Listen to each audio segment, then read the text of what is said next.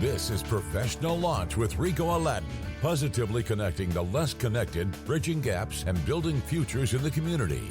Professional Launch with Ricot Aladdin. Hello, professionals. My name is Ricot Aladdin, and I am the founder of Professional Launch and the host of the Professional Launch Show on WDOY. And today, my guest is Dr. Colleen Fitzgerald. She is the Vice President of Research and Creative Activity at NDSU. Dr. Fitzgerald, thank you for being on the show today. Well, thank you for having me. I'm looking forward to it. Wonderful, wonderful. Can you tell us a little bit about your journey into academia and research leadership? Oh my gosh, I'm not a spring chicken, so that journey could go for a long time. But maybe I'll start with some of an opportunity I had as a student. Okay. And so I was a French major, and I sort of stumbled into linguistics. And one of my faculty members, she was the dean of the night school division. I was at Loyola University in New Orleans. And she had a small National Science Foundation grant that had an opportunity for research experiences for undergraduates. And her work was looking at the language varieties, in particular the French language varieties that were spoken on the island of St. Bart's in the French Caribbean. And back then, Jay-Z, Beyonce, they weren't around, but now we many people know about St. Bart's because it's got this glamorous celebrity, rich people kind of island. But back then, we went and we spent some time. Another student and I went with our faculty member. And I helped to document some of the language that was spoken by the teens on the island and how their language was starting to change. Wonderful. You mentioned you stumbled upon an opportunity. I'm curious, as a student, what was the opportunity?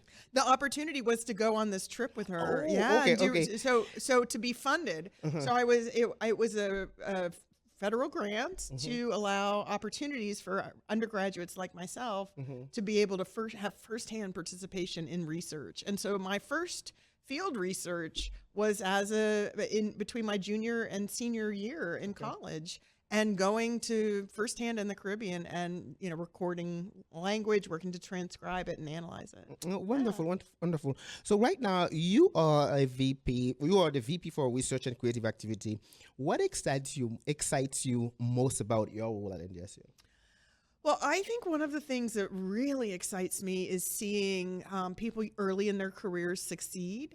I just take a lot of personal satisfaction out of seeing young people in their careers be able to get something that they've been working hard for.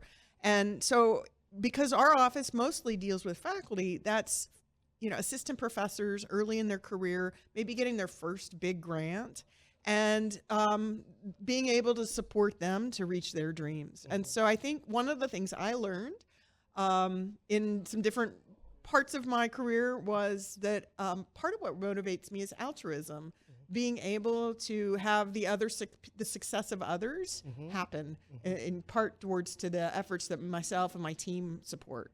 Wonderful. I like to believe that everybody, on campus at any university, whether you are personnel, whether you are a professor, you are there for the students. And, for now, this is a graduation season. What advice would you give to new graduates looking to enter a competitive job market? Well, I think one piece is expect failure. And I'm in the research world. And so we have a lot of grants we submit, a lot of proposals we submit that we fail on. And that failure builds resilience. In fact, failing often helps you realize maybe that wasn't what I wanted. Maybe I wanted something else. Trying and not succeeding, there is so much to be learned in that. And I think sometimes people aren't always maybe hold themselves back from trying because they're worried about what failure might feel like. And so I would just say every single successful person out there that you look at, they have a long list of failures because they're bold. They're putting themselves out there. And you have to really try a lot to actually win and actually succeed. And I think I think not being scared of failure, that's the one really important piece of advice for the graduates. Wonderful. So if I may follow up on that, what is one of your biggest failures that you have in your career, because you have a very long career, and what lesson did you get from that besides grants? Oh my gosh. Again, I would say I have had a long career, so I have a lot of failures.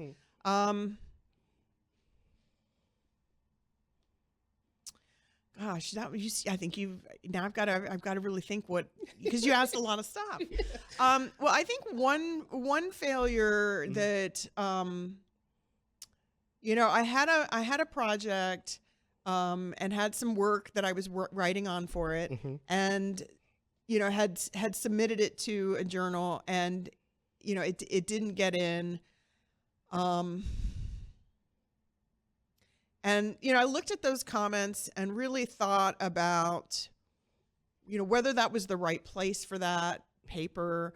Were there some other morsels other morsels of wisdom could I reconfigure how I was doing things? Could I take a different approach? Maybe frame it a different way, or go back and get some more data, see if I had some different answers, and bring in some different data. So I don't know if that's maybe the best lesson, but that's okay. That's okay. So, as the VP of Research and Creative Activity, what does your day look like? Well, my day, every day is different. So I think one thing about my day is I may need to completely retool my day as it starts, or the day before, because something may have come up. The Office of Research and Creative Activity has the whole, it's all the underpinnings almost that enable research universities to succeed and thrive. So, for example, if you're a psychology professor, you might be working with human subjects. And so there are compliance and regulatory pieces that you need to do. You need to get approval for what you're doing, what your study looks like. And same thing for animal experiments, right? So you have these different components. We also have grants that need to go in. And so there's always a deadline. There's always something needs to go in today. And we also have tech transfer and intellectual property. And so, people have ideas. Are those ideas things that might actually be marketable, be something that the market is interested in? So, and then it's often a very outward focused job. You're looking to see if are there industries that are interested in talking and seeing how they can partner with your university. We do federal and state relations as well. So we might be talking with legislators, might be interacting with the delegation in DC. So it's really a lot of meetings, a lot of maybe coming up with some strategy, maybe touring a lab and seeing what an assistant professor is doing, and the students are working on their law. Every day is different, so it makes it a real adventure.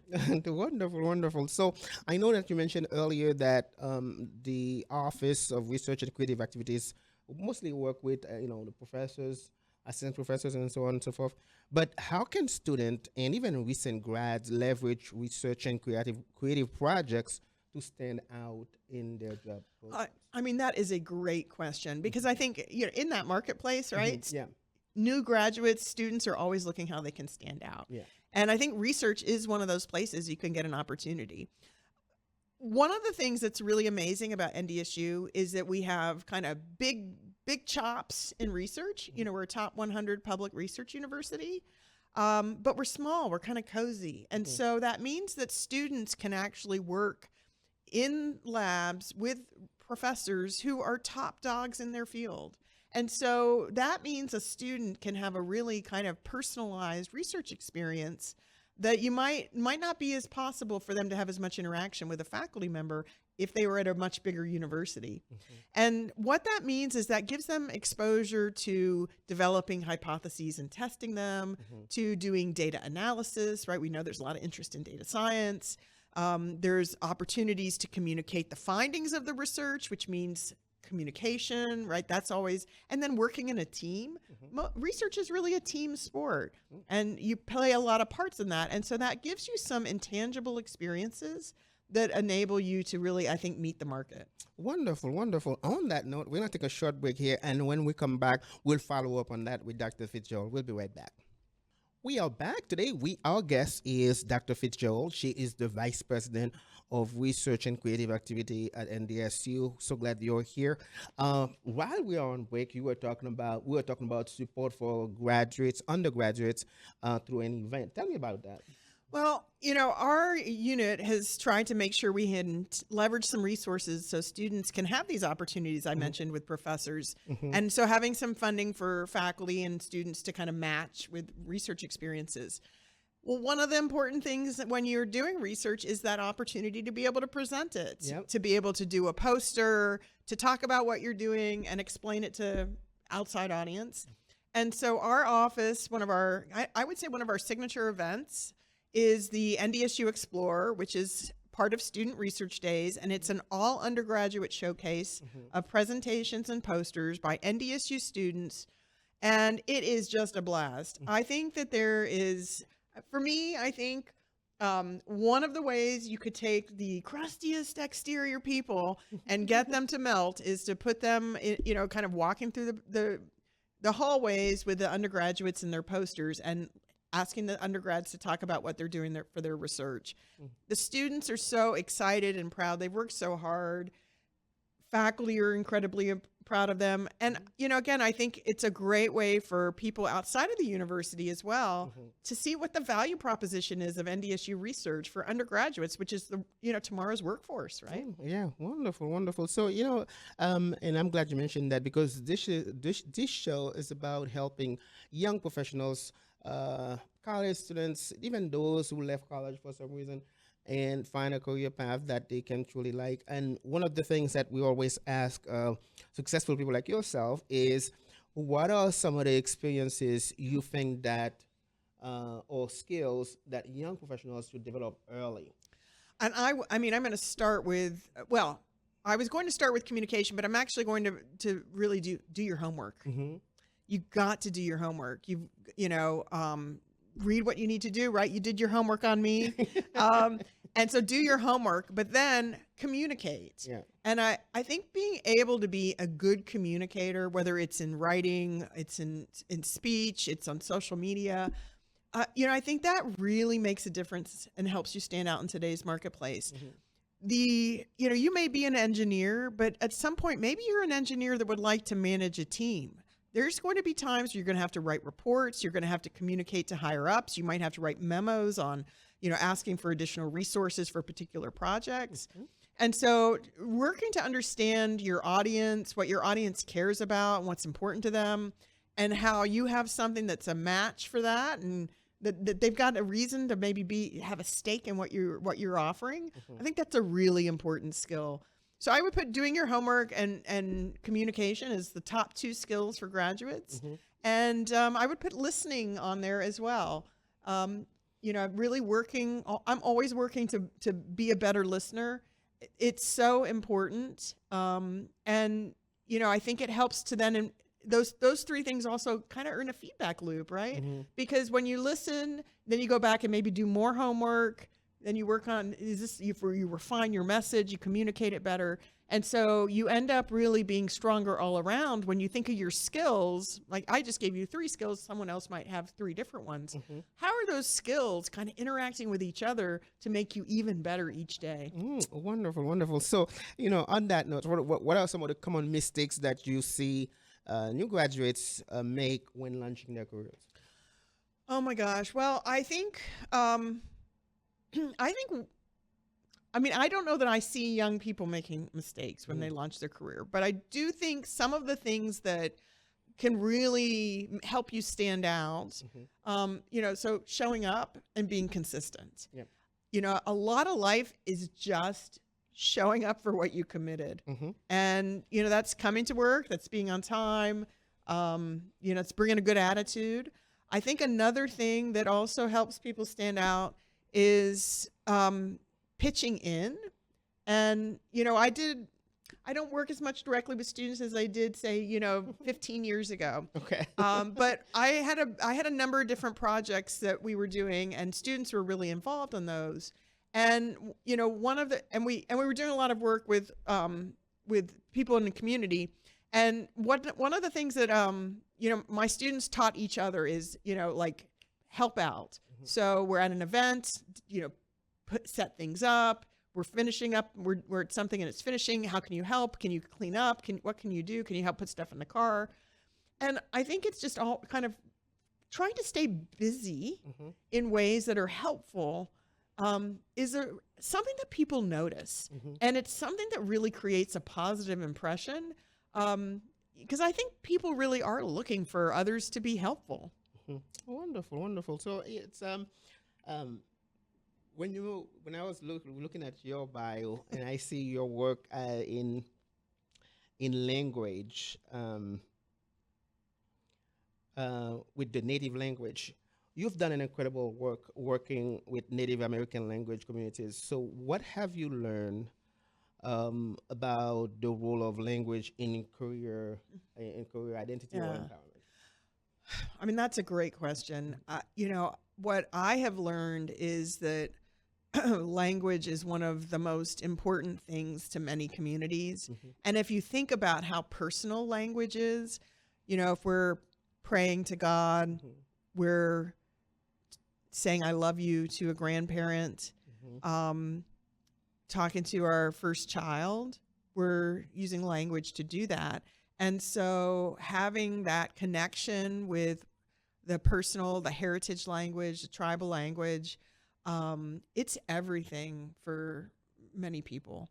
And you don't realize what you have until it's maybe not there on a daily basis. And so understanding how important something is to people, that's been a big lesson as well. Okay. Can you share an example? Do you have an example? If you have an example.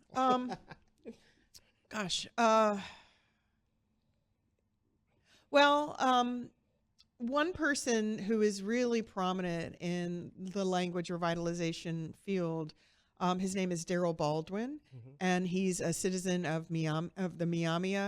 He's a speaker of Miami, and he's a citizen of the Miami tribe of Oklahoma, and he directs the Miami Center at Miami University. And there's a lot. He's a really amazing person, but he basically wanted to learn the language that his grandparents, great grandparents spoke, and there hadn't been someone able to carry on a conversation for a couple of generations. And he earned a linguistics degree, actually, so he could be able to better understand linguistics materials on his language, because those materials are written by academics and they're not necessarily very readable for ordinary people. And he did all this. Then he started to use it in his family, and they had a sort of 2 rounds of children. They had some older kids, and then they had some younger kids, and those kids, they were using it in the home. Yeah. And it really was around family, but to see what he sparked by his own example and his commitment to his family, to his language, to his community, to his identity, so I mean, you can, if you go, it's Myaamia. You just kind of Google that, Miamia language. It's amazing, the youth activities, all the stuff that the tribe is doing, all the ceremony, all sorts of things. It's really, really amazing. And I think it was really having that holistic connection back to the language. It started in the family, right? Again, as infants, we hear, even before we're born, we're hearing the murmurings, right, of the language that our parents are speaking. And so for something so personal to then really be something that was such a tool for betterment in that community, it's amazing. But also he gives back to other tribal other Native American communities in very practical and realistic ways. You can't go from A to Z and skip all the letters in between, right? It's a long getting through that alphabet. There's a lot of letters. Wonderful, wonderful. So, you mentioned the tribal community, and one question that pops in my head is, how do you think that universities can better support underrepresented students as they are preparing for the workforce? Well, I think there's a number of different ways. I think, first of all, we want to make sure all students have the same opportunities. We don't want just some students to have opportunities. And I think the opportunities that will enable underrepresented students to thrive, enable all students to thrive. Yeah. And so I think it's being really mindful of how we create more opportunities for everyone. And I think it's mentorship. For me, I'm going to always say involvement in student research, because when students are involved in research, that is a high impact practice. That does, we have statistics that show that helps students graduate. It gives them a sense of ownership and autonomy that enables them to thrive. So those are definitely some of the ways I think we can do that. Oh, wonderful. You mentioned mentorship. We're going to take a short break. When we come back, this is what we're going to talk about. We're going to talk about mentorship. We'll be right back. All right, we are back. Today, my guest is Dr. Fitzgerald. She is the VP of Research and Creative Activity at NDSU. And right before break, we're talking about mentorship. She mentioned mentorship, which is something that is very important and personal to me. And so, welcome back. What role has mentorship played in your career? And how can young professionals seek it effectively? Oh, I have been very blessed to have amazing mentors. And, I'm not a spring chicken. I've been around a while. I've been in a number of different kinds of roles. I was a student myself. And so I think at each stage I've been really lucky and had really amazing mentors. I think and I've tried to kind of also give back, right? So how do we take what we know and support other people in that journey, especially if it's, so actually, I'm a VP for research, and, I have a number of people who kind of reach out for advice because they're looking at that career track. And it's not something that, there's not a lot of social science, there's not a lot of linguists who are vice presidents for research. They might be in other kinds of roles, but not in this one. And so, realizing that you can be a resource for people and help them kind of understand a landscape that's kind of foreign and unfamiliar to them. And I've certainly benefited from mentors doing that as well. I think back to my dissertation advisor, who was a terrific mentor, and I think when I was in graduate school, what I heard after the end of my first year was people weren't sure that I maybe could work towards the goal, the academic output, that I had potential, but maybe I wasn't going to be able to bring it to fruition in terms of product, like, maybe be more focused. And, as I went through the next couple of years of my career, I think he was looking for what I was going to show as sort of self-motivated. And he tells a story about a paper I wrote. I had this data in my head, and so I wrote this little paper, and I didn't have to write the paper. So it was like the first paper I ever wrote that I wasn't assigned to write. And I, printed on some recycled paper I had at home, and it was pink. And so he'll still call it the pink paper. But it was something for him that he saw, okay, she's got this spark that's going to keep her going. And, he read it, thought it was really creative and good. I had another thing I was supposed to be working on, but it was occupying space in my head. And I wanted to just take it out of my head, put it on paper, maybe have people look at it and give me comments so that what I needed to be working on, I could keep working on. Oh my God! You share something that is similar to me, because I like to write. I write songs. Sometimes I may have an idea for a song, and it would bother me so much until I put it on a piece of paper or start writing on it. Yeah. And so to your point with mentorship, I think that, and I said that multiple times, I don't think I would be where I am today without the support of mentors, and I mean really. They invest in me. This is how much they have contributed to my professional and personal life. And so my goal with this show is to create a resource, a platform where college students, young professionals can reach out to someone and begin those mentoring relationships. And on the show, we talked about that before. Sometimes you might be in a mentoring relationship, you don't even realize it's a mentoring relationships.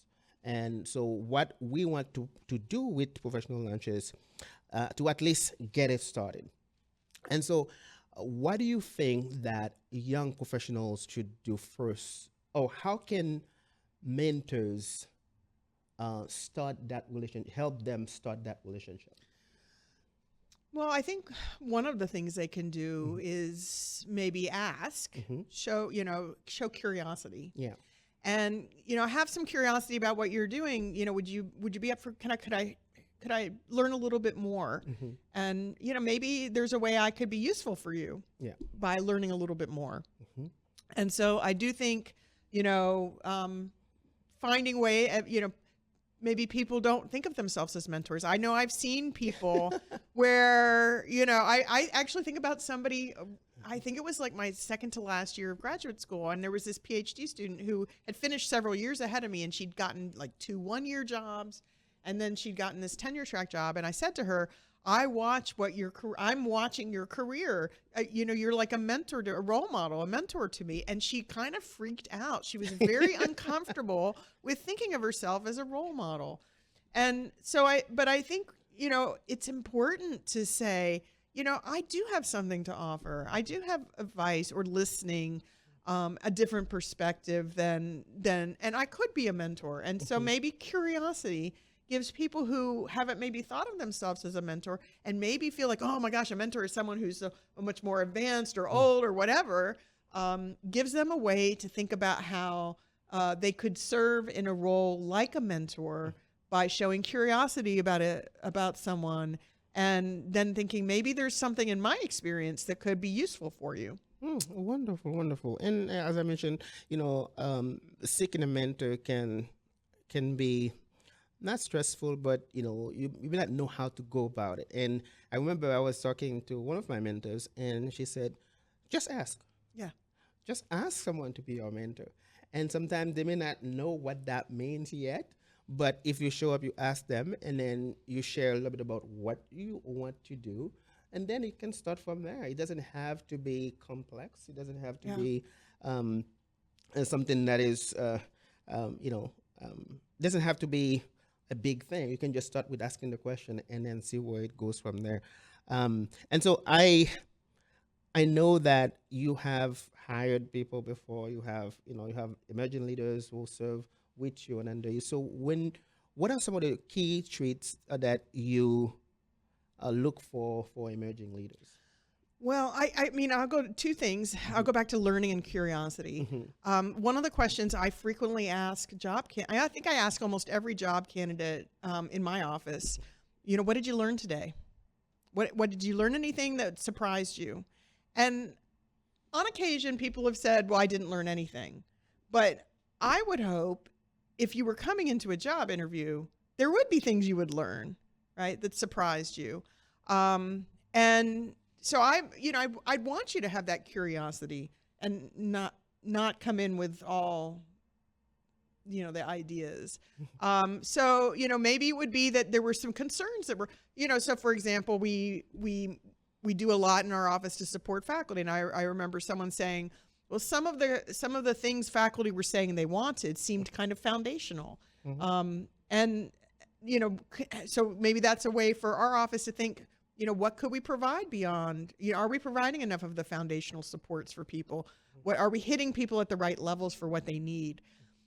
So I do think, curiosity about what you're experiencing, that's a good, and then learning, always wanting to learn. I think I'm very blessed to be at a university, blessed to be among young people, among researchers. I have an amazing team. And I always want to be able to learn. I want to know new things. And part of what excites me and brings me joy in the different jobs I've had is getting to learn new things. And, one of my strengths is that I take those new things that I learn and I'm able to really synthesize that information and put it together in a kind of novel way and make something really cool out of it. But it's starting from learning and curiosity. Wonderful, wonderful. So one of the things that we tell young professionals is, especially those that are in college, is the value of internship. You're talking about learning. If you are, if you pick a major, even if you don't have a major, you haven't picked a major yet, one of the best things you can do is find an internship, find a part-time opportunity, a co-ops, or that can help you identify exactly what you want at the time. That might change later, but when you talk about learning, that's one of the things that pops into my head. So what should students know about the value of internships, co-ops, and even undergraduate research? I am such a, and I've already talked about undergraduate research, but I am such a big fan of experiential learning. And we have some interns in our office right now. We have some that are doing some data analytics. We have some that are doing some marketing around tech transfer. I think for us, I think it's nice because we have the young people in the office and they have ideas that we don't have, and it helps us not be stale. For them, it's career exploration. So I think that's really important. I'm a big fan of internships. Okay, wonderful, wonderful. We're going to take another short break here. And when we come back, we'll continue with the conversation. We'll be right back. We are back today. We have Dr. Fitzgerald. She is the VP of Research and Creative Activity at NDSU. And now we get to the last segment.